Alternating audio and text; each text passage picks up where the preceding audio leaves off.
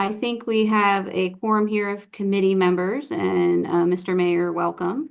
I will be tossing it over to you, but just want to again introduce myself. You've been getting all the emails from me. I'm Kaylin Cazella. I'm the Director of Resilience here at the City of Charleston. I will be managing this committee, so any facilitation you need or needs, I'm your person. From housekeeping to content we want to be talking about, please facilitate with me. But I'm going to go ahead and turn this over to the mayor to go ahead and kick off this committee as kind of the sitting chair here for the moment. And then maybe we go through some introductions of folks on the committee before we hit into our agenda. So Mr. Mayor, I'll turn it over to you. Certainly appreciate it, Kaylin, and want to say thanks to each and every one of you for being willing to serve on this. You have my commitment that this is going to be a committee that will have very actionable items that come out of it, and look forward to healthy dialogue and discussions and learning from each and every one of you in your areas of expertise on how we as a city can really address what is increasingly becoming a very critical issue in terms of flooding and how to address it. So again, just want to say thank you. And in terms of, obviously what we're doing here and what I hope to get out of this are very actionable items that address flooding, not just on the peninsula, but really the entire city. We have an incredible document that kind of lays some groundwork for us in the water plan. And I'll give kudos to my predecessor for getting that process going. That said, I think it is important to, and this is going to sound like a broken record, but having things that can result in action. We can't speak hypothetically. We need to figure out how to address these issues here and now. So again, I'll wrap it up. I don't need 10 minutes. Why don't we go through and talk and hear from each one of you all on kind of what you hope to achieve and the objectives you hope to see happen as a result of this committee as we go through introduction. Does that work, Caitlin?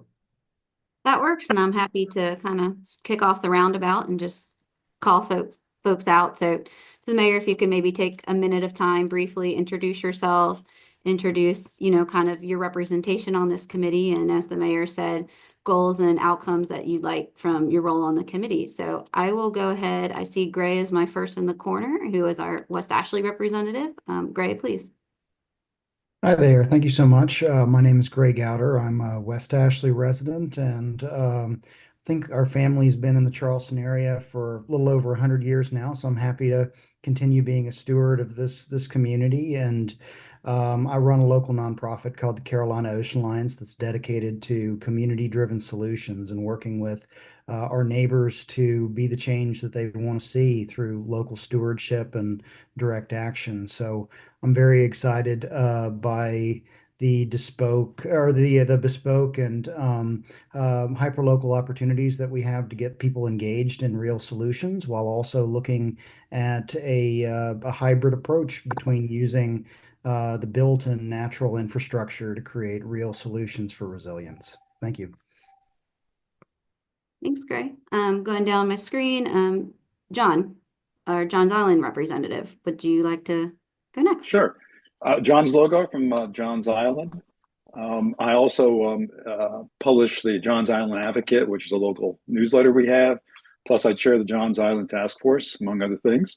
And thank you for having me on the panel. I do appreciate it. I think the main thing from my perspective is certainly how we translate a lot of this into action, as the mayor said. I certainly don't want this to be an exercise in putting a plan together and putting it on the shelf. We've seen too much in the city and the county over the last several decades on that. So action-oriented is fantastic. And certainly I'd like to understand how this might, what we're doing here might relate into the redoing of the zoning ordinance in terms of, what the connection might be there. But before we started, though, I did talk with Matt a little bit, Matt Fountain, about the fact that there is already a project going on Johns Island right now associated with flooding. So that's fantastic. Love to see more of those. And that's it. Thank you. Thanks, John. Going down my screen. Herbert, I see you next, Mr. Maybank. Would you like to come off mute and introduce yourself? Yes. Good afternoon, everyone. Again, hello, Mr. Mayor and everyone. I am Herbert Maybank, and I am a representative of Roosevelt. I am also a board member of CCRAB, Charleston Community Research, the Action Board, which is an environmental justice group in partnership with LAMC, Low Country Alliance for Model Cities. And the environmental justice groups have joined in partnership with the mayor to address flooding and see how that would work for Rosemount as it pertains to the building of protection around the perimeter of Rosemount and the city. My role sitting on this committee is to see how I can lend some sort of credence, expertise, or input to help move along the project, because in my eyesight, the perimeter is the needed protection, because the seawall, the sea rise is a ever presenting problem. I want to be able to give input not only to Rosemount, like I said, for the city, so that we can get the best product out of what we are trying to plan. Thank you. Thank you, Herbert. Next, I see Charles, I believe our James Island representative. If you want to introduce yourself. Yes, thank you very much. And thank you, Kaylin, for the consistent communication and helping get all of this organized. I want to thank the mayor for putting together an action committee. Action is, like John mentioned, and the mayor, is really important. I have an earthworks construction company. We do site work, we do residential and commercial work. I see a lot of plans. I have a much better understanding now than in my past, and probably more so than most residents around Charleston, of the complexity of actually executing projects. So action really is the most challenging part, and I think it's what we need the most. But I'm curious to see how we navigate all the layers that have to be unpacked in order to have rapid and effective action. Often everything takes a while. I was born and raised in Charleston. My family's also been here for about 100 years.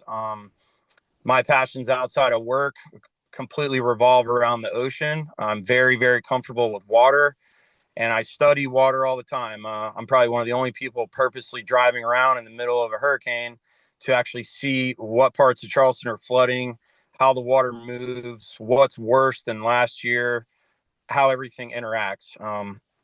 My company is involved in a bunch of pretty exciting projects in Charleston right now, relative to stormwater. And I have a really well-rounded understanding from, groundwater perspectives of putting in well points and having to dewater areas before we can work, to actually how the water moves, what systems work, what doesn't, and really how do things work best with the environment. I think the Barberry Woods plan that Matt was talking about before is a great project. I looked at the plans in pretty good detail, and then John mentioned that it's hard for the community to know that 5,000 trees and 8,000 shrubs are going back in, even though trees are taken out. And so we have a really delicate balance of nature, nurture, and progress and infrastructure that we have to meet. And I look forward to contributing and helping in any way that I can. So thank you for having me. Thanks for the opportunity. Great, thank you. Next on the line, see Rachel, our Daniel Island representative. Rachel? Hi, good afternoon. Hey, Kaylin, thank you so much for this opportunity to serve Mayor Coswell and the whole team. I'm just thrilled to be part of this. As you mentioned, I actually, a little bit differently than some, I am a newbie to Charleston, and I don't think I've gotten my stripes to be able to even call myself a Charlestonian yet. I'm working towards that. I think I got a few more years to go. In 2019, the Army moved me to Charleston, but Charleston made me fall in love and decide to stay.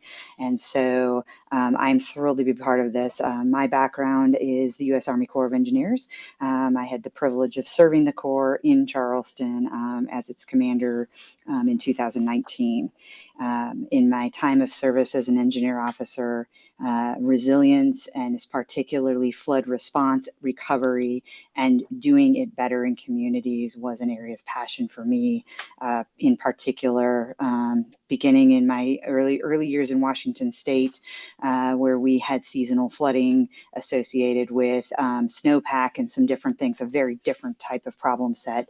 Moving eastward through the Mississippi Valley in 2019, dealing with the communities and working side by side with our community partners to address flood issues tied to Mississippi flooding, and then coming out to the East Coast and getting the opportunity to serve in Charleston and learn a whole different world of coastal resilience, addressing flood issues that are steeped in a history of people and how they have been resilient through the various types of developments,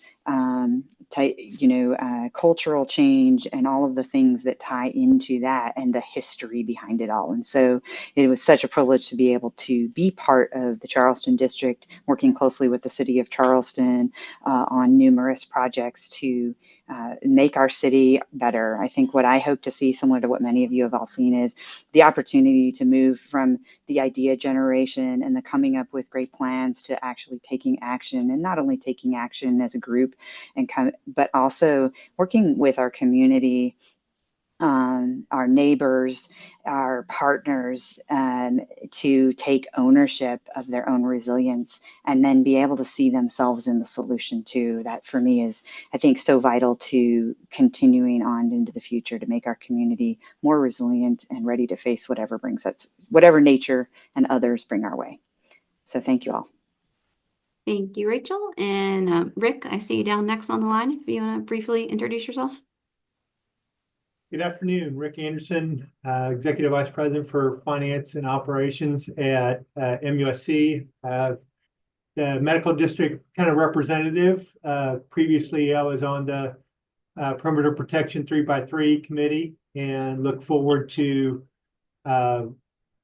continuing what work started there. And like the mayor said, how do we get actionable items from both? Well, while we balance the daily high tide flooding events that we face around the city, while we also invest in perimeter protection solution. Thanks, Rick. And Andrew, Charleston Waterkeeper. I know your name, so I'll call you by that. There you go. Thank you. We maybe need to update our Zoom subscription. Yeah, thank you for the opportunity to serve. Andrew Wonderly, I'm Charleston Waterkeeper, and would echo, I think, what's already been said about action. I think, we've been at this work for a number of years now, and, we have a lot of plans, a lot of study, known projects kind of in the pipeline. And so I think we're really on the cusp of a watershed moment, and forgive me for the pun, but in terms of, it's time to act, to start to really tackle some of these difficult issues.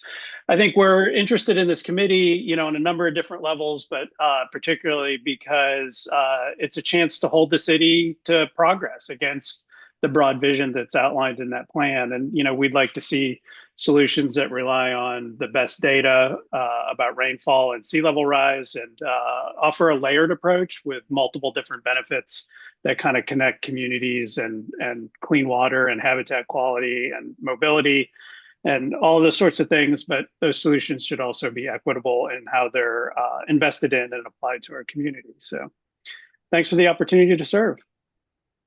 Thank you. And then to round us out, I'll go to our council members. Councilmember Waring, if you'd like to introduce yourself briefly. Yeah, Keith Waring. I was on the 3x3 committee, and glad to see some people transition from that to this. Very glad to see that the approach is going to be a comprehensive one, not just peninsula only, because I do believe it's a regional problem and just not a peninsula problem. And I'm not alone in that. So glad to be working with this team. I'll just kind of leave it at that, and look forward to working with every last one of you. Thank you. Thank you, Councilman. And Councilman Seekings, if you want to close us out in introductions. Sure, I'll be very brief. Thank you, Kaylin. And I'm Mike Seekings, Charleston City Council. I represent the historic downtown district and about 1/3 of Daniel Island, which is new since the last time we all got together to talk about water and water management in the city. Thank you all in advance for your service. This is a very important committee with very important work, and I look forward to being a part of it. So let's get to it. Great. Thank you so much, everyone. You know, I have the agenda out there. We're really this meeting is really to kind of give an overview and lay the foundation of the work and tools that this committee can use to help, you know, move to this implementation of action we're all talking about. So we're going to start with a very brief presentation from Stephen O'Connell. He's with Black and Beach, which is the lead of our water plan team that has been doing this work that we've touched on. And then also we'll hear from Matt Fountain, the city stormwater department, to kind of give you an overview on progress from maintenance to projects from the stormwater. So I'm going to go ahead and turn it over to Stephen. And then I will say that we'll leave questions towards the end, let Stephen and Matt, and then there'll be some time that we'll have for questions. Okay, Stephen. And I'm timing you, Stephen. Got it. Thank you, Kaylin. Thank you, Mr. Mayor, and thank you to the committee. Can you see my screen? Yes. Oh, good. Okay. So as Kaylin mentioned, I'm going to run through the water plan with more of a focus on the recommendations, less into the necessarily in the nitty-gritty, but more really the recommendations that came out of the water plan. So I'm with Black and Beach and the project manager for the water plan. I presented a few times to different folks on this call, so I appreciate the opportunity to come and present again. As a reminder, this water plan was built around a planning horizon of 2050. And in general, the intent here is to provide implementable projects, implementable recommendations, looking at the future flood risks in the city. So whereas Matt will undoubtedly talk about the current conditions and stormwater projects, the intent here is to try and merge both. So looking out 2050, where is the flooding going to change? What's going to change with sea level rise? What's going to change with additional surge and additional groundwater and rainwater that we're currently seeing in the data? As a reminder for the forces of water, all we're trying to show here is there are different types of flooding in Charleston. There is rainwater flooding, there is surge flooding from major hurricane events, and then there's tidal flooding. What we don't know the most about is groundwater flooding, and I'll get into a little bit of that later. Flooding impacts Charleston different depending on where you are. If you're in downtown, James Island, West Ashley, tidal flooding may be more detrimental than on Johns Island or in Daniel Island. So the flooding is different, and that's an important thing when you start talking about communication to the public. What type of flooding are we talking about, and why is it flooding? Sea level rise trends, I will quickly say that we have seen 13 inches of sea level rise in the Charleston Harbor over the last 100 years. And we are saying there will be 14 additional inches of sea level rise by 2050. So this is a trend that is continuing to go up.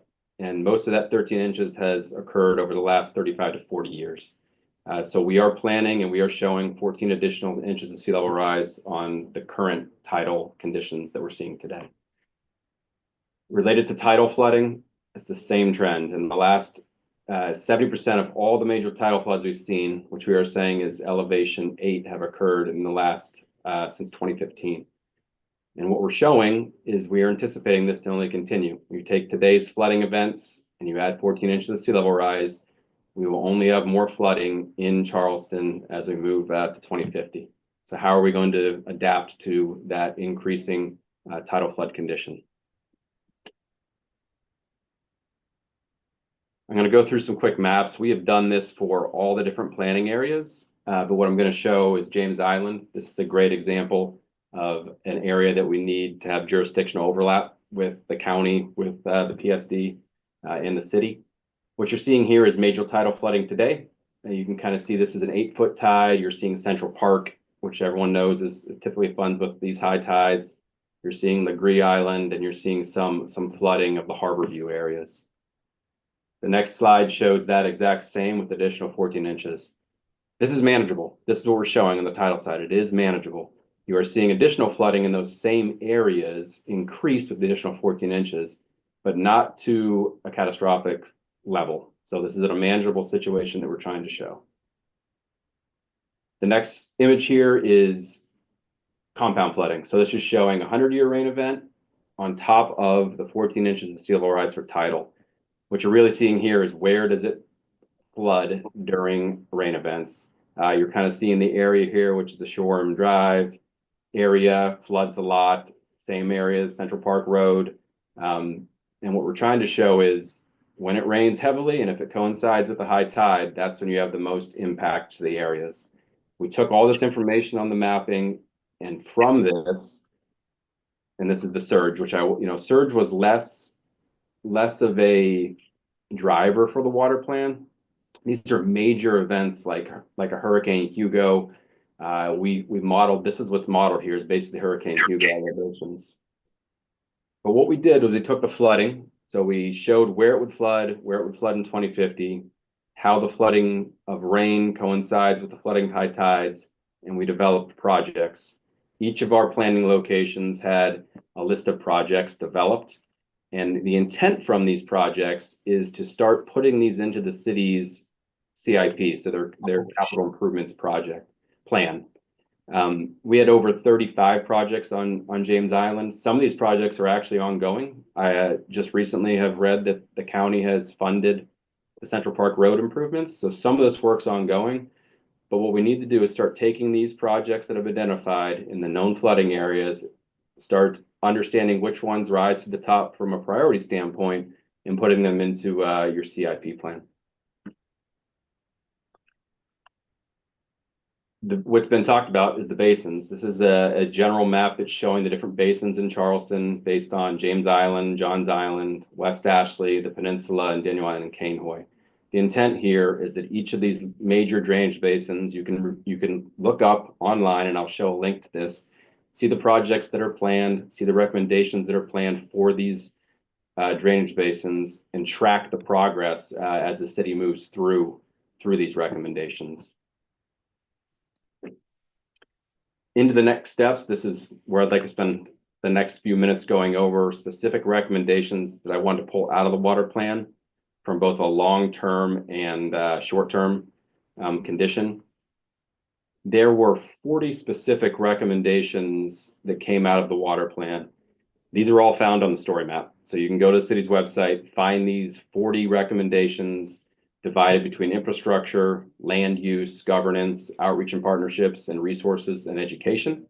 It's on the story map, a lot of detail there. And what I'd like to do is walk through a few specific short-term recommendations and longer term. Short-term recommendations, we are recommending establishing a regional cross-jurisdictional advisory committee. This is pretty much this committee right here to help with the regional aspects. So representation from all the different planning areas, working to move the plan forward, making sure we're being held accountable and making sure that we're working towards the 2050 goals. We want to improve stormwater drainage fee collection efficiencies, and Matt can probably talk about that, but that's work that's ongoing, trying to understand where the fees are coming from, which properties are putting into that drainage fee collection, and making sure that it's more efficient and the collection is properly distributed across the city. We've also recommended enabling a qualified third-party review and approval of stormwater projects. That work is also ongoing. I know the city has put out to have support for their TRC from a stormwater review standpoint. That was a specific recommendation of the water plan. Andrew Wonderly mentioned it, but we want correct data. We don't have enough monitoring of tidal conditions outside the harbor, of groundwater conditions, of increased rainfall, or water quality as you move up into the Ashley River, as you move into Johns Island, James Island, West Ashley. So we need an increased monitoring network. That's yet to be started. We want to expand grant manager delivery and compliance services within the city. The city has been extremely successful in acquiring grants and being awarded grants. We've got, and Kaylin maybe can speak to it, but the city has received money from the Corps to deal with brick arches and the DuPont Wapu project. in addition to BRIC grants, in addition to working with SCORE funding, was mentioned Barberry Woods. There's a great example. But there will be money out there, and sometimes it's a matter of having enough staff to put in for grants and understand which projects to push to the front. We would also like to facilitate education and communication. So this is, and Kaylin, maybe you can talk briefly about what's coming in May here from a standpoint of a community education standpoint.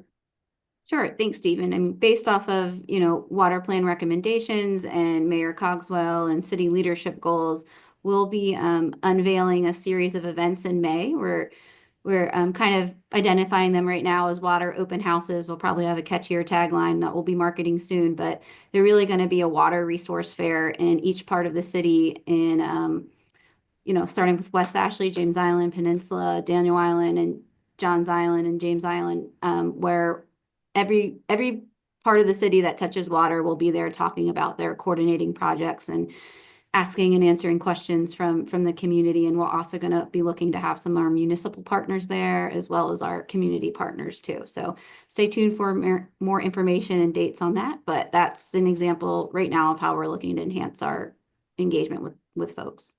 Kaylin, do you expect to have your county partners there too? Yes. Okay, thanks. Thanks, Ken. And the last one for short-term recommendations is development of communication strategy. It's very important to communicate properly to the community. The flooding, what types of flooding, where it floods. It's important to understand where the city can provide recommendations of where the city can help flooding. And there are certain areas where flooding help and relief is just not always going to be possible. So proper communication is going to be key there. And the city has developed these base flood action plan GIS maps, which I'll show a link to later. It's a great start at showing individual drainage basins and the projects and recommendations for those basins. And then we do recommend development of dashboard for tracking that progress, keeping accountability at the forefront. Some mid or long-term recommendations. We do recommend developing comprehensive stormwater drainage models for all city hydrologic basins. This will help advance projects. It will help advance the understanding of what infrastructure is in the ground. That's number 2 there. And through that, you can help better plan and prioritize projects and get ahead of understanding where you have undersized piping, where you might need increased diameter piping. This is an overall plan. It would be an investment for the city, but would return on that investment.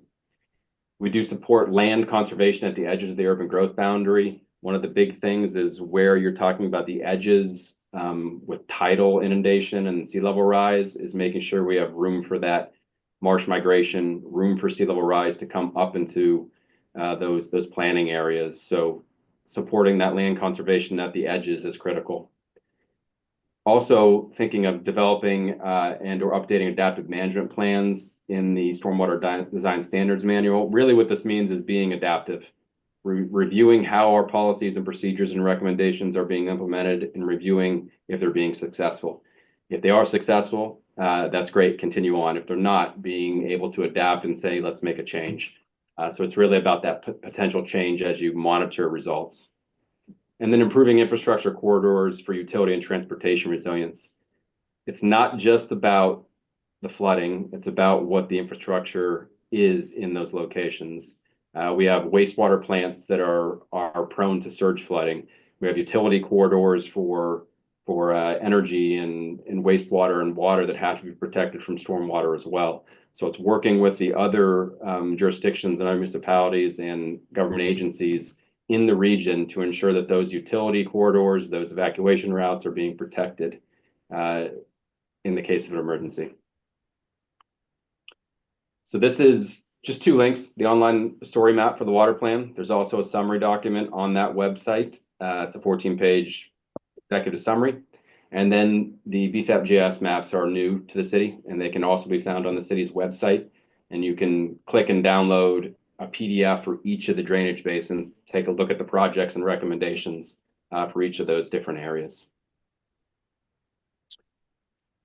Thanks. With that, Kaylin? Yeah, I think you're...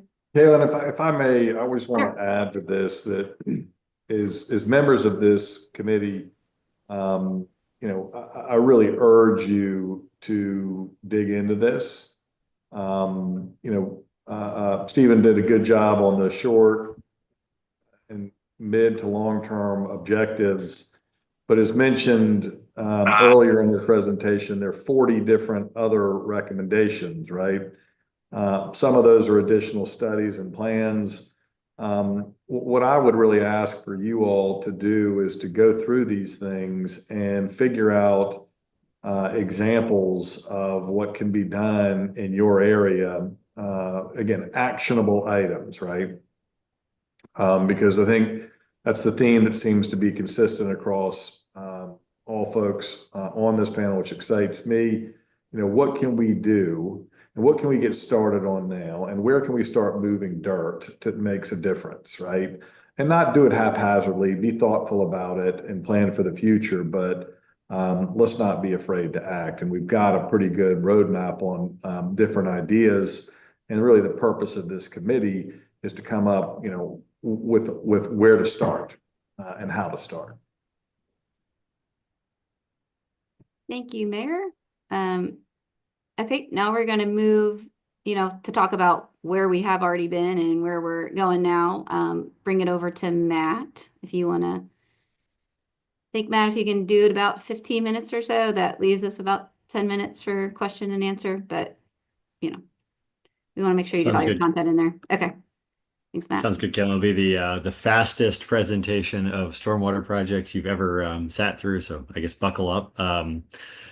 One of the advantages, I was going through this slideshow. It's actually an update from one I gave the mayor when he was first elected, and we first wrote it out to kind of say, here are all the things that we want to get done and where we're trying to move projects forward. And I was pretty excited to see how many slides I had to update to say what we've gotten done since then. So that's been a nice part. I think we've been a lot of forward progress already, and we're always trying to build on that momentum. And hopefully that's what we're looking for, I think, with this committee from the Stormwater Department, is how can we keep building momentum? How can we keep, as the mayor always says, like getting things done rather than just talking about all the things we could one day do. So with that said, I will try to go fast. I'm going to break this into capital projects. Our check valve programs are small projects, and then we do for maintenance. This is going to be kind of just a flavor of what the department and the city accomplish currently, as Kaylin mentioned, as opposed to some of Stephen's presentation talking about directionally where we need to go, how do we need to expand. Stormwater Department focuses on existent flooding with an eye towards the future. So when we design our projects, when we build our improvements, we build them to last, even with increasing sea levels and with intensifying rainstorms. But we build them to mitigate where we're currently seeing flooding. We haven't yet gotten to the point where we're trying to figure out where might it flood in the future. We're still working through the existing challenges. So the capital projects funded out of the city drainage fund, that's a little bit of a varying source. It typically is somewhere around $6 or $7 million a year. We've parlayed that into grant funding of about $60 million recently. So we do a really good job leveraging city funds through a variety of different funding partners. And we also do quite a bit of collaboration with the state, Charleston County, and then CWS towards bringing more funding, more effort, more leverage into our projects when we're all trying to work in the same area. Again, these are going to be quick. I'm not going to read all of the slides, but we're going to start in the peninsula. This is the Spring Fishburne project. If you've driven to West Ashley lately from the peninsula, it's the building going up between the bridges, as well as these red lines showing you the deep tunnels that sit underneath the peninsula. Project started back in 2011, follows mostly the US 17 corridor, but actually drains about 500 acres. The building is the pump station, phase 5, should be complete spring 2026, early 2026. It'll have very large diesel-driven pumps that will help basically this whole section of the peninsula drain even during significant storm events, critical transportation corridor, a lot of heavy flooding in these neighborhoods. This is what it looks like in cross-section. If you've ever wondered, here is the pump station sitting on top of a very large wet well, which we built a few years ago between those bridges, and then the deep tunnels that run out and are fed by the surface collection systems through these drop shafts that are drilled around the city. We also recently completed in end of mid 2024 connecting this Spring Fishburne system into Earhart Street in the medical district to expand that into one of the more challenging access points within the medical district. That work is completed. That was a HUD grant funded project because of the number of low and moderate income populations that are served by the combination of MUSC, Roper, and the VA in that area. If you've been to the southern end of the peninsula, you've probably noticed the low battery restoration project. This is a picture of phase 1 down by the Coast Guard station, but we've progressed all the way up currently to phase 4 in front of White Point Gardens. This is how we envision stormwater projects kind of should be built in the city, that we're leveraging multiple benefits. It's not just let's build a bigger pipe, or let's build a CMU wall that keeps out the tide in this location, but let's build a linear park that adds high tide protection, that adds stormwater improvements to drainage. We upgraded all of the utilities through the corridor, added traffic calming measures, ADA access points, bike and ped. It makes it a project that everyone can be excited about, not just a project that reduces flooding. And I know that sounds crazy. You'd think everyone was excited to reduce flooding. But flooding occurs on an intermittent basis, and it's not something that's on everybody's day-to-day radar. So I think whenever we're making a major civil investment, we want to say, well, how do we make the project great, not just check a box that it technically did something to meet a criteria we'd set.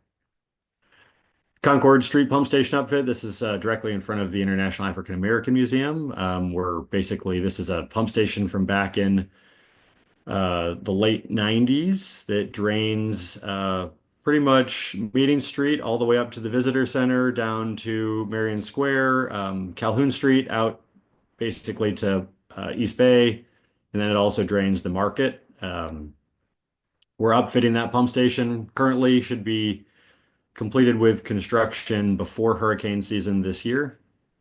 King and UG, another major flooding area in the peninsula. Just a kind of overview of what we're looking at. Phase 1 was a couple of years ago. We did all of the intersection work. It's a good example. We accelerated that work because CWS had to replace some major water lines and do a sewer rehab in this area. So we early started our intersection project so that we didn't shut this intersection multiple times in a couple of year period. And the excavation work is like 14 feet deep in this intersection. So it's a total shut for parts of it. Though we did try to keep it open during the day. Completed that with some rural infrastructure grant funding. Currently, if you've been out there recently, we're in construction now on phase 2, which is the major part of the project, building a pump station that also serves, again, as a little bit of a pocket park, provides some aesthetic improvements to what's a beautiful piece of property in the area to help drain out that intersection. If you've been underneath the peninsula, and probably you haven't been in these yet, but you might have seen the pictures in the newspapers, the city has a brick arch old sewer system from the 1870s. It was installed for a yellow fever epidemic, about 10 miles of it. We've been working to retrofit this into a more functional stormwater system. Stephen mentioned the Army Corps has actually come up with a appropriation lately to help assist and speed this up. We did a pilot project that started at Limehouse Street and ran up Limehouse to Trad to Logan through Cumming Street all the way up to Calhoun. Have made some huge improvements, as well as removing what is currently a big liability for the city, and that these arches are one of the main causes of sinkholes and other challenges downtown when they slowly collapse. This is frequently what they look like underground.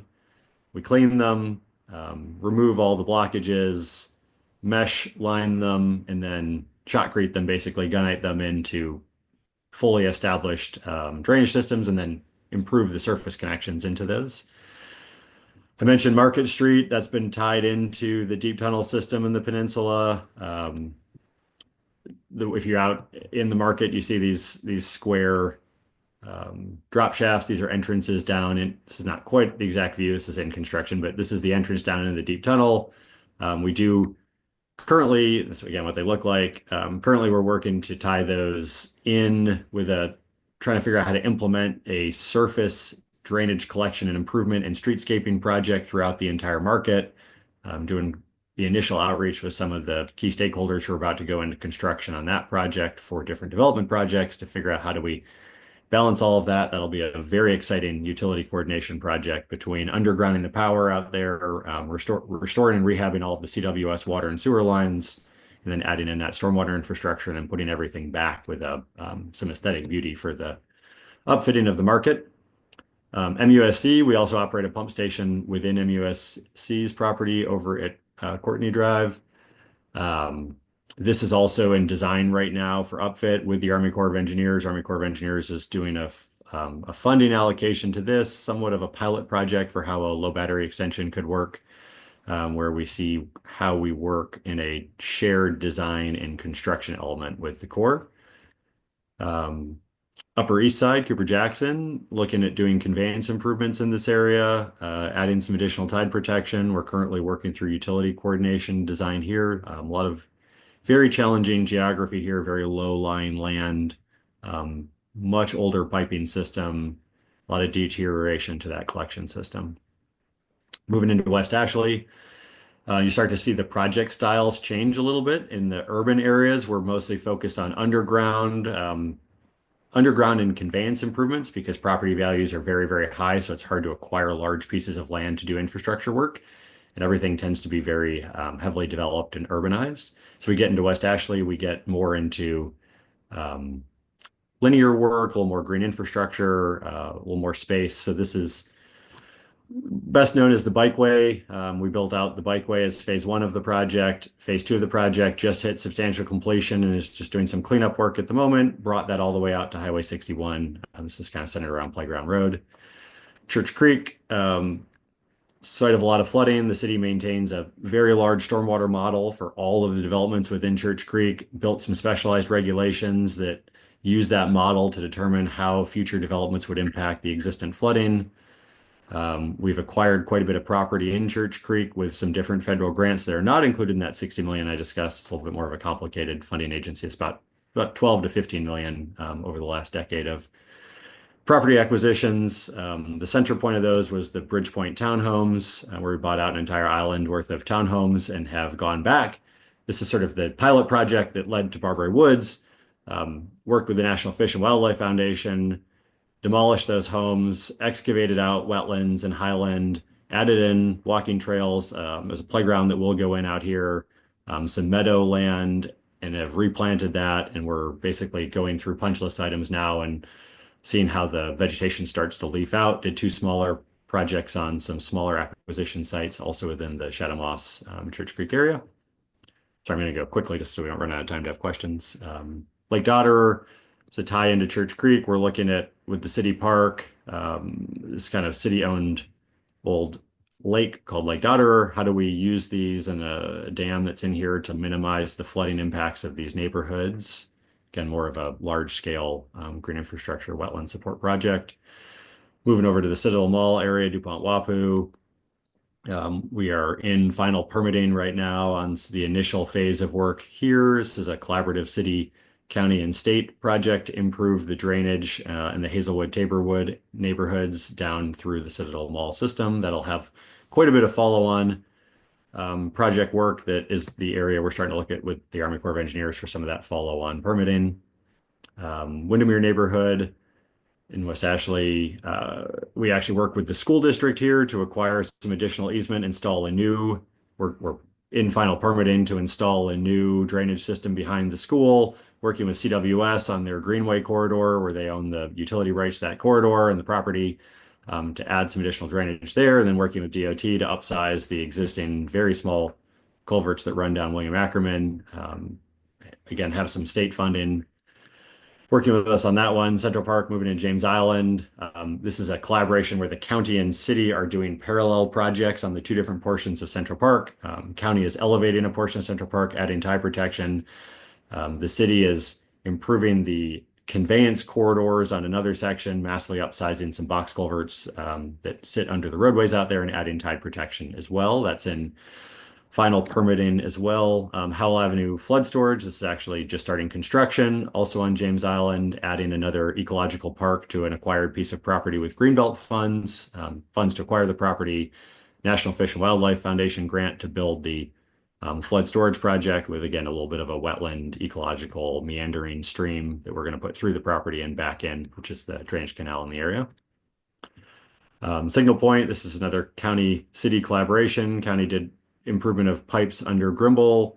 City is working to connect Signal Point into this improved conveyance system, and we did some clean out of that conveyance system.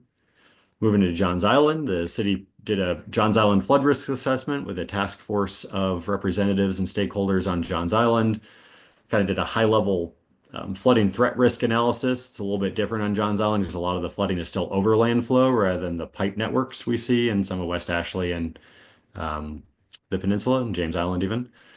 So we took that. Obviously, the first project that came out of that was the Barbary Woods project. This is the project that just started construction a few weeks ago, building about 20 acres of meandering stream and wetlands. So we've kind of upsized the Church Creek Bridgepoint project, work with SCORE, who's brought in from the state almost $5 million of state funding towards the project.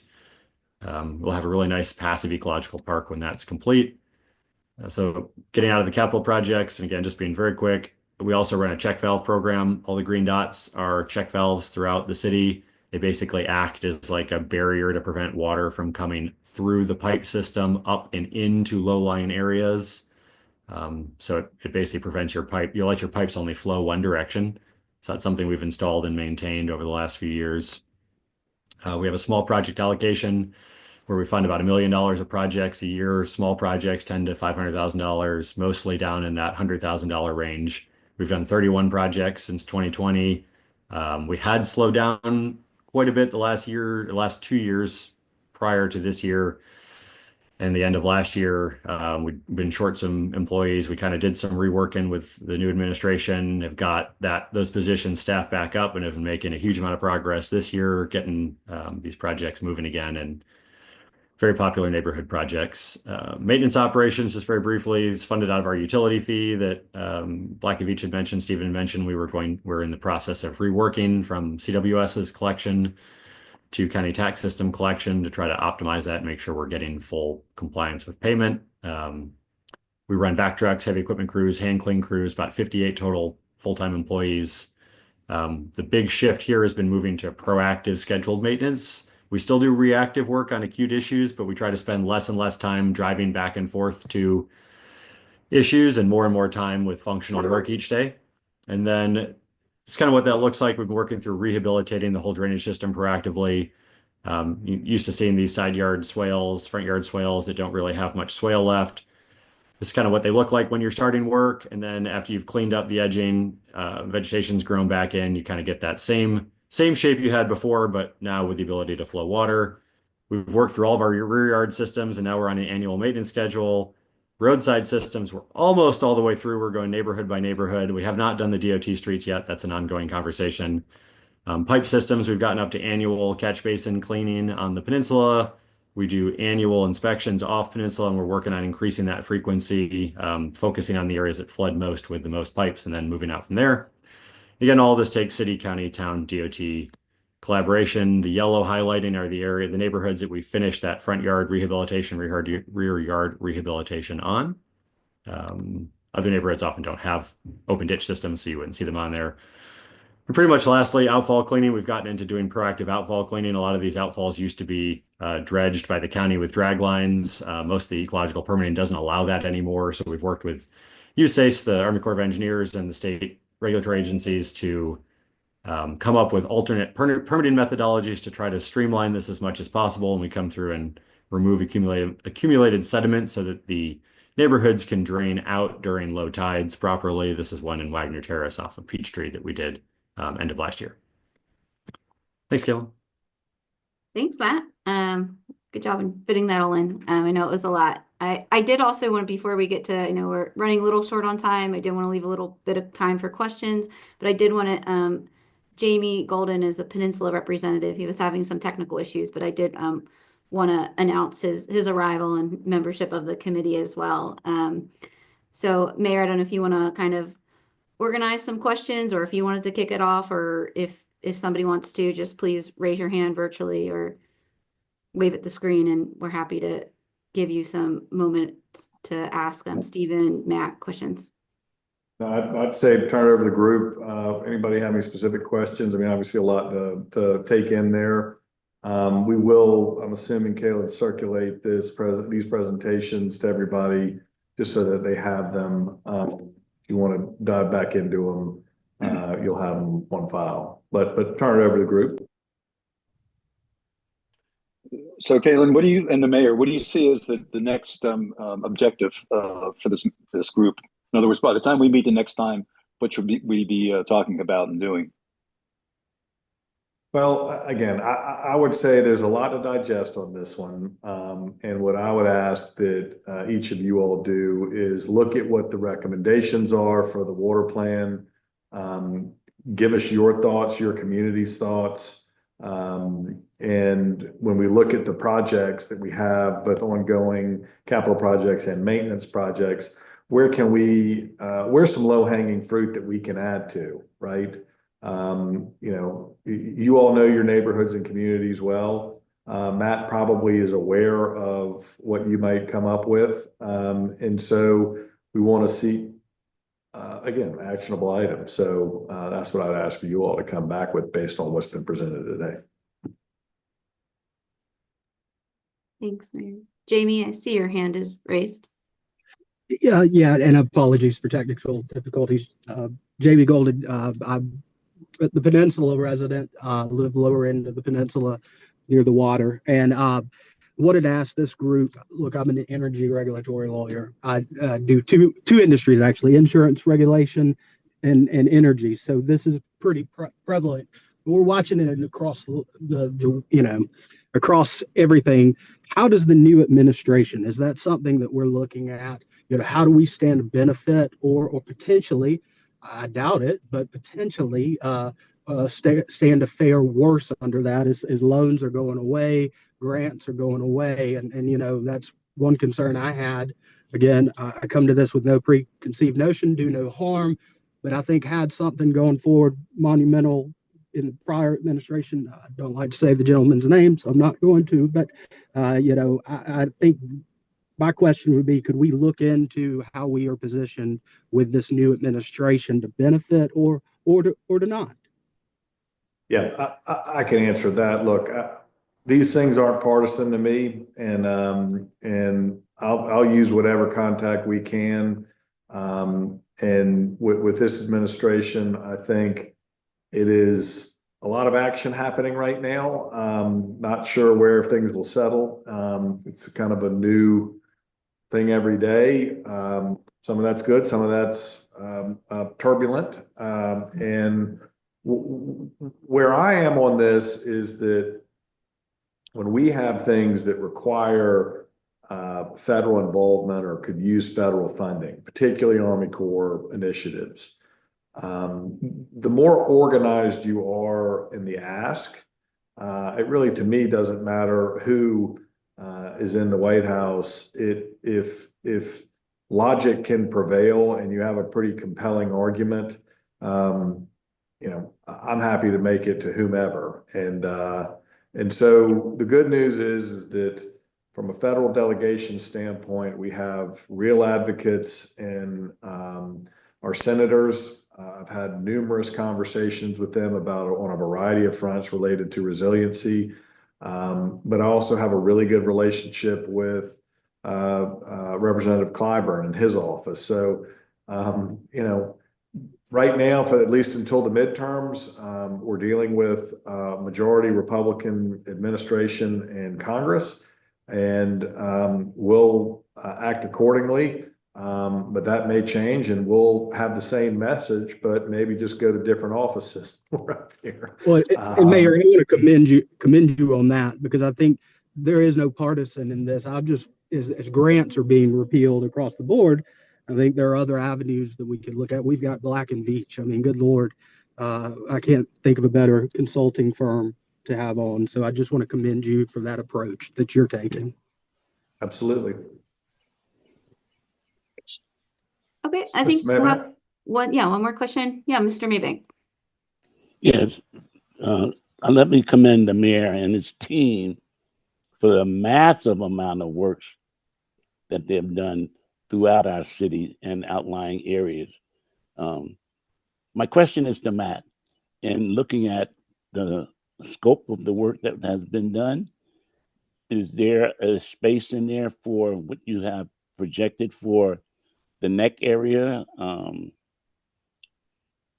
The area like where Mount Pleasant Street is and beyond? No, that's a great question. So As to I did addressing- not. Excuse me? I'm Say sorry. again. Go ahead, Mr. Reddick. I didn't know you were still. No, as addressing what we're discussing now, the flooding. Yes, that's right. So we only included items that were, I guess, existent stormwater department projects. There is a whole separate suite of projects, as Mr. O'Connell touched on, that Ms. Casella and the resiliency department are managing, which include that review of Rosemont as well as some of the neck. The stormwater department so far does not have a capital scale project in the neck. We do have quite a bit of our maintenance effort work in that section of the peninsula, as we've talked about in some of our on-site meetings. But no, we do not have a defined capital project yet in that neighborhood. Mr. Maybank, just for so you know, this past Tuesday, we approved at City Council $200,000 allocation to expand the study area to include specifically Rosemont. So that was approved on Tuesday night, at least at first reading, and I have no reason to believe that it won't make it through. It was very, very well received. Thank you. Guys, certainly appreciate everybody's time. Looks like we're wrapping up. Kaylin, got to give you hats off too for all the work that you did putting this together. Matt, too, to you and your team. I mean, it is impressive, everything that you have going on. A lot to digest. Stephen, thanks for the good rundown. Again, a lot of food for thought there. So appreciate everybody leaning in, and I'm really looking forward to working with this group and figuring out how to aggressively move forward. And so that I'll turn it back over to you, Kaylin. And I don't know if you have on the agenda some public comment, or doesn't look like anyone else is Yeah, on. we didn't receive any. So that's kind of, Okay. I guess, my parting request then for this group is you're our water ambassadors for your distinct area. So as in the time between our next, to the mayor's kind of directive is if you can review some of these recommendations and plans, talk with folks in your community, and then, that will help drive and elevate what we need to at our next agenda meetings to make it very action oriented. So that is, I will send out an email kind of wrapping up today's conversation, but that will be really your kind of homework between now and our May meeting. So, but thank you all for your time. I appreciate it. And if you need anything in the meantime, you know where to find us. Thank you. Thank you. Thank you. Have a good evening, everyone.